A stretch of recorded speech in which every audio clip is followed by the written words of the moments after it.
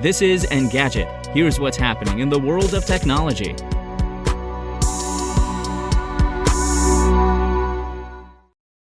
Today is August 3rd. For the second time this year, Robinhood is cutting its headcount. On Tuesday, the company announced it would lay off 23% of its workforce. According to CEO Vlad Tenev, the cuts will affect every part of Robinhood's business, but will primarily target the company's operations, marketing, and program management functions.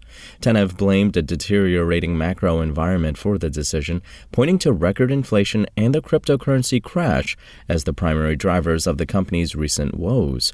Additionally, he acknowledged the company overhired last year on the assumption retail investors would continue trading stocks and crypto assets at the rate they had during the early stages of the pandemic. Prior to April, when Robinhood laid off 9% of its workforce, the company had a headcount of approximately 3,800. As CEO, I approved and took responsibility for our ambitious staffing trajectory. This is on me, he said. On Tuesday, Robinhood also announced its Q2 results one day ahead of schedule. The company reported a net loss of $295 million after revenue fell by 44% year-on-year to $318 million. In his letter to employees, Tenev said Robinhood would transition to an organizational model where general managers would oversee broad parts of the company's business. This change will flatten hierarchies, reduce cross-functional dependencies, and remove redundant roles and positions, he claimed. Tenev added that Robinhood would notify affected employees via Slack and email.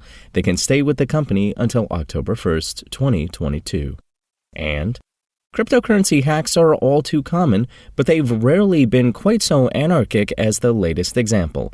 As The Verge notes, Nomad has confirmed that its cryptocurrency bridge, a service that lets you swap tokens between blockchains, was the victim of an August 1st incident where a slew of hackers stole nearly $200 million in funds. As Paradigm researcher Samson explained, the intruders took advantage of a misconfiguration that let any reasonably knowledgeable user authorize their own withdrawals. The result was a chaotic hack where people could swap their crypto address into a known good transaction to steal digital money. In an update, Nomad said it's working around the clock to resolve the problem with help from law enforcement and blockchain intelligence firms. It hopes to both pinpoint involved accounts and recover funds. A16Z's security team suggested that well-intentioned white hat hackers would return crypto they took preemptively, but there's no word on identifying thieves. Bridges like these are major targets for hackers thanks to both their high asset volume and the potential for exploits in their sophisticated code.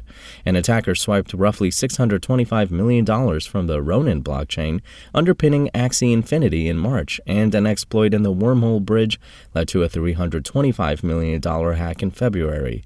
While the Nomad breach isn't quite as financially damaging, it illustrates just how vulnerable bridges can be. If you want to catch the latest tech news as it's happening, check out Engadget.com or tune in again every weekday.